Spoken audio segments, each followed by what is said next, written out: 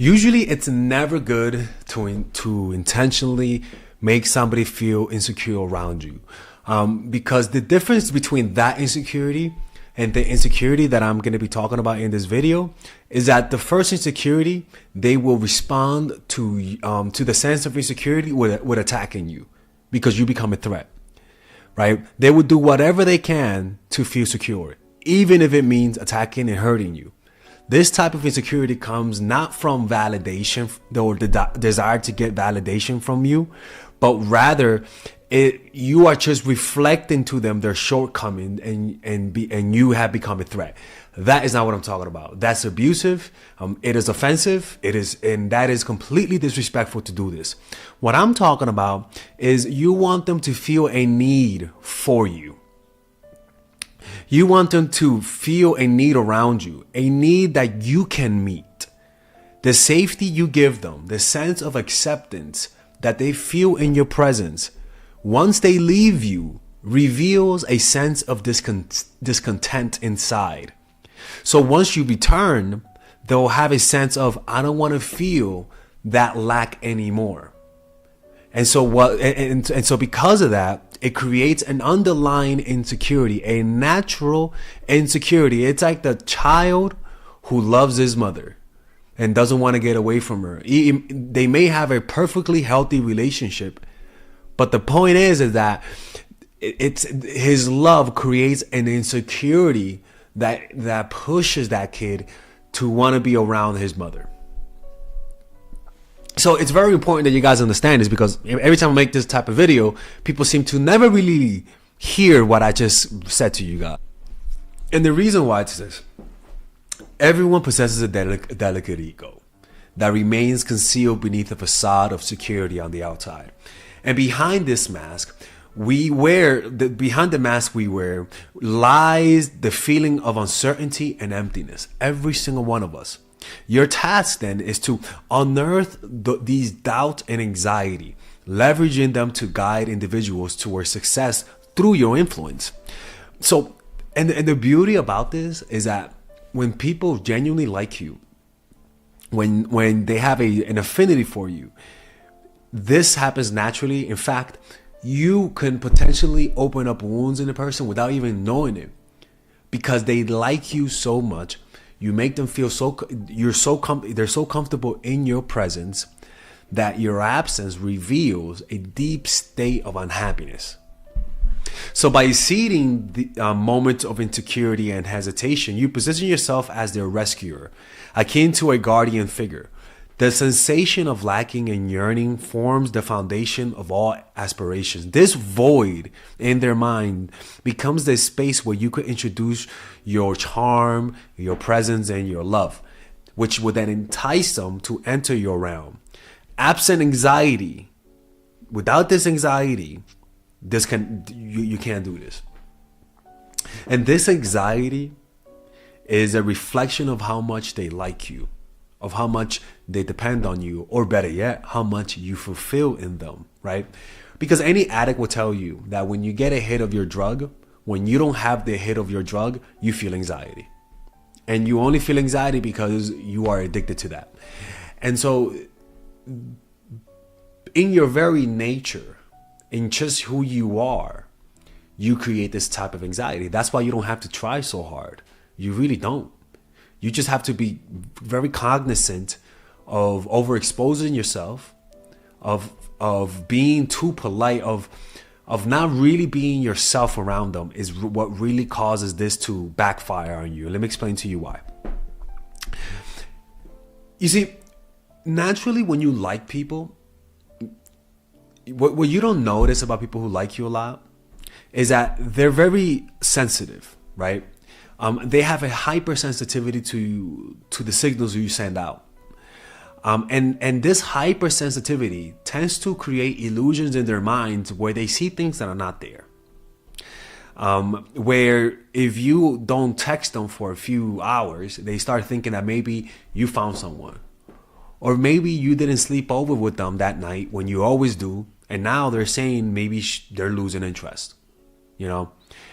And so this hypersensitivity comes about because of how much they like you and because how much they realize that when they're not around you, they feel anxious, right? It's that anxiety that makes the love so interesting, so sparky, so captivating. Without that anxiety, it won't be exciting. It just won't. It just won't. And so falling in love with someone naturally creates soft spots in them, right? And it makes the soft spots even softer. And they'll pay attention to the slightest change in your behavior. And this deepening of paying attention is what inspires them to be romantic. This deepening of paying attention is what allows them to remember your birthdays. That's why it's a red flag when they forget those little things. It's this deepening of attention to you is what makes them want to impress you, is what makes them remember the little things about you, is what flatters you, pretty much, right? And this happens because you become a mirror to them, right? Your mere presence is placing a mirror in front of them from which they can see their emptiness, right? They become aware of that lack so that you can feel it on the other hand, right? And the reason why is this is because people are very lazy, right? They're always looking for somebody else to fulfill them. They're always looking for that magic elixir, always looking for that improvement without putting effort. And so the desire to have somebody feel our emptiness is a weakness that we all prey on each other with. Because if people didn't have this lack inside, nobody will seduce each other. Nobody will need a partner. Nobody will need to get married if everyone is fulfilled. People only fall in love and only deeply and obsessively fall in love when there's a lack in their lives. It's just that simple. Without that lack, I don't care. If you're a moral person, then too bad for you. Too bad for you, right? Because even Jesus said, all of you that are weak, all of you that are unhappy, come to you. Jesus didn't say, all you happy motherfuckers come over. No. He wants, even Jesus said, from the mouth of babes comes the kingdom of heaven. Give me your weak, give me your lame, and give me your this, your that. And the reason why that is because the unfulfilled, the ones that need something, are the ones that are easily seduced. The ones that are seduced are the ones that want to be seduced.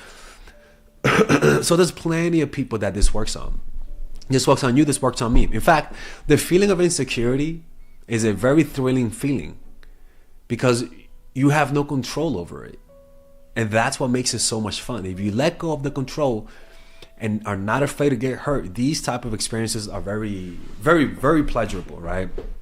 So remember, the insecure and unhappy are the most common emotional voids that people have. Insecurity and unhappiness, right? And because of that, they are suckers for validation. I'm a sucker for validation. If you're a hopeless romantic, you're also a sucker for validation. And it's very difficult to disguise this. It's very hard to disguise this, right? And so by you filling that void, you have a lot of great power. And this is the funny part, right? Is the way to do this is just be honest. And let me explain to you guys, right? I bet you guys, what the fuck does he mean, honest? I never heard him say that word. This is why. When like I said, people are hypersensitive to you when they like you, okay? They're hypersensitive. They see things that are not there. They even notice your little facial expressions. They notice everything. Like a child who needs to impress his parents. They notice all of the little things that you do, right? And one of the things about people is that people who naturally pull away, people who naturally take a step back, they never take obvious step backs. In other words, they don't just stop responding to you for 2 days. They don't just ghost you on a date, right? What that does, it inspires resentment and you want to get revenge. The pulling away that partners do when it's a good relationship is subtle. Maybe you notice them hesitating to kiss you. Maybe they don't sleep over as much as they used to.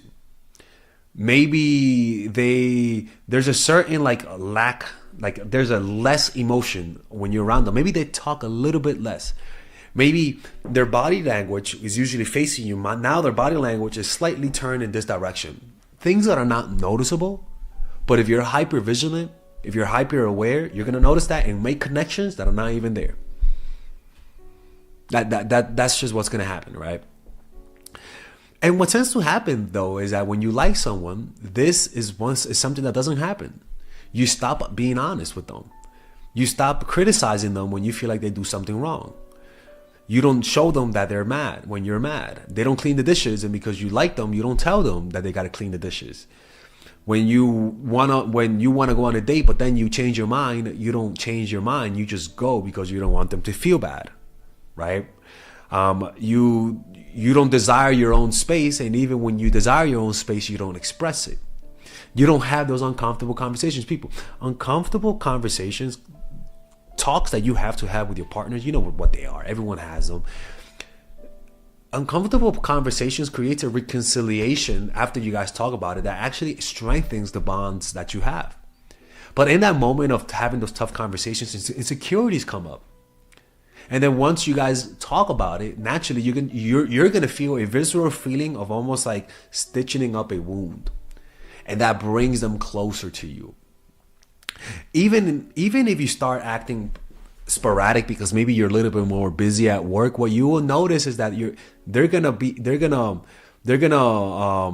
catch those cues. They're gonna notice those cues, those signals that you're sending that you may not even notice, but they're noticing that now you're taking a little bit longer to respond. And what you'll notice is that they may not express anger, but what you'll notice is that their actions, they want to see you more, they want to be more physically close to you. You just notice that they're just more aggressive, right? And this is why. When you feel insecure, your body goes into fight or flight, right? And one of the things that happens with people is that when they feel insecure, they start getting aggressive. They aggressively try to regain your attention, aggressively try to win you over. And that's when I'm talking about when they start being romantic and they start doing things that you wanted them to do before.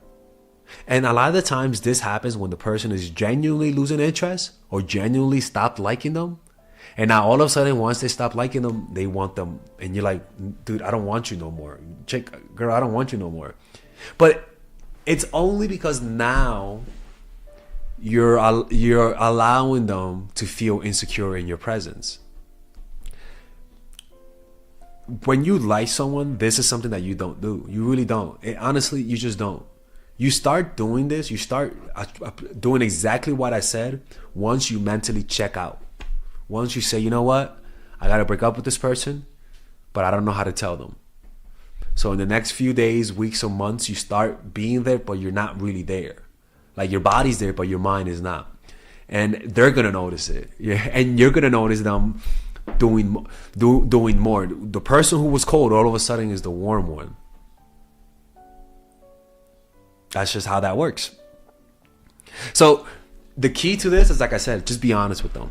Don't lie about your exes. Yeah, if don't lie about it. If you usually date girls, like for example, like an example is if you usually date girls with big butts and she doesn't have big butts, a big butt that's an example, right? A lot of the times a guy will hide his preferences because he doesn't want to offend her, and vice versa, right? And she's dating a guy, she dates black guys, and now she's dating Bob the programmer. Maybe she won't tell him that she dates black guys, right? But one of the things that happens when you don't like the person is that you are more comfortable revealing those things, honestly. You're more comfortable because you don't give a fuck what they think. And this is why it's so hard to pinpoint why is it that the people we want don't want us back and vice versa. It's because the things that you do when you don't want the person are so subtle that you can't really, it's almost like you're acting the same, but you don't know what you're doing different. What's going on is that there's a pattern that's happening. There's a pattern that you're not aware of. And it's this, is that when you like someone, you're actually just you're less honest with them in terms of the things that could hurt them. You sort of cradle them and protect them from the truth. And this happens with me. Like if somebody leaves the dishes dirty or somebody leaves my apartment dirty, part of me won't tell them. As got to be more confrontational. But every time that I've dated a girl that she called me out on my bullshit, it always made me feel insecure. And that insecurity always led me to see her differently in a positive light. It always does. It just always does. It always does. You know? So that's why you shouldn't be afraid. Call them out. You don't have to lie to people, manipulate them. Call them out on their bullshit. You know, if they're always late, say that. You let them know. Have a conversations. Have conversations. In the first few months, you gotta have conversations with people. Tough conversations. Because you're always gonna encounter friction. And if you don't call it out, you're sending a sign of weakness. You have to have those conversations. They only bring you power. They only make them like you more. And if they don't, and if they get offended, or if they don't want to talk and have those conversations, then that's your cue to leave. Because this is not gonna get any better. It's not like all of a sudden they're gonna want to have a conversation. And this is the thing. If you use the strategy and they don't notice you're pulling away, or they don't notice that now you're not as enthusiastic, or that they don't respond to your coldness with extra warmth, it just means that they don't care enough to pay attention. They feel that your absence does not make them feel insecure, and that's your cue. That tells you that they don't care. Like, when somebody genuinely loves you and values you, at almost any unpredictable act that you do instills terror in their minds. Instills terror, because it's almost like losing a loved one. Like they genuinely love you, and your unpredictable nature like tortures them inside. And so that's why these strategies reveal what's inside. And this is how you do it, right? This insecurity is always there.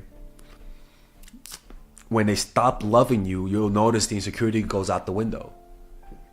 And they start acting in a more distant way that just creates a sense of anxiety inside of you. You know what I'm saying? And that's how you do it, people. This is something that happens naturally.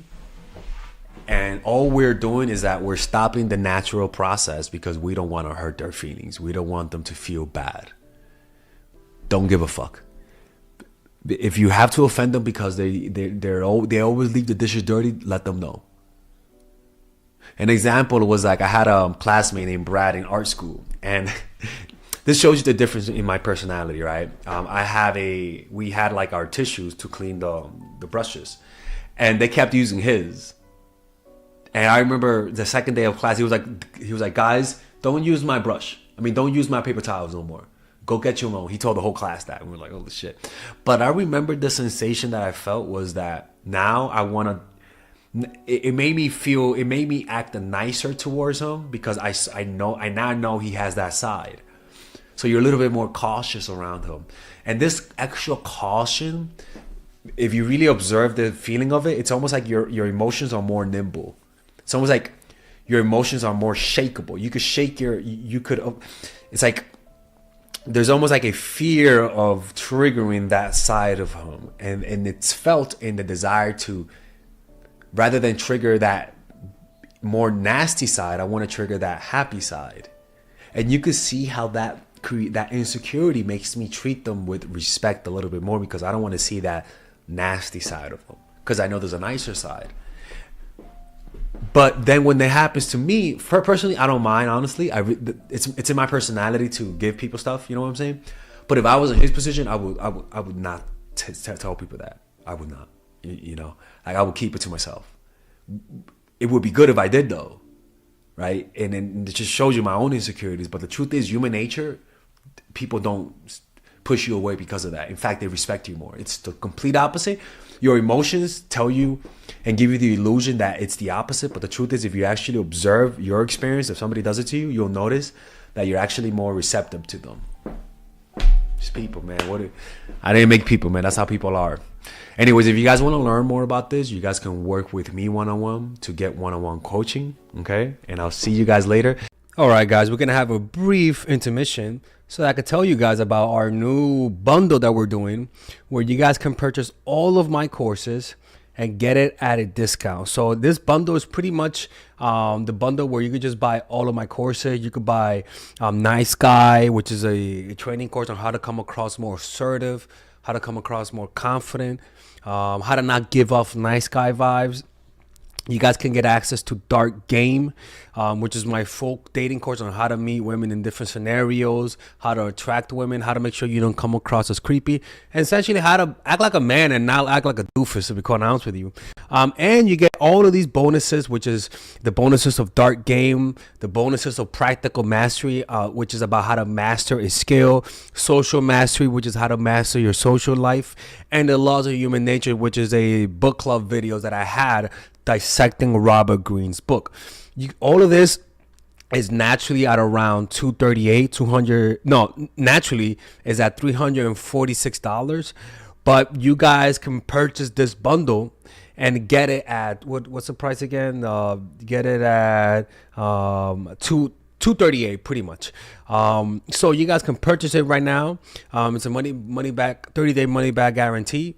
It's a good way to, rather than just buying them individually and paying extra, you guys can just purchase everything at a discount price. Now, the only thing I don't like is the fact that I'm giving you a lot of information at the same time. That makes me kind of scared, because a lot of times people don't do the things that I teach when you get too much information.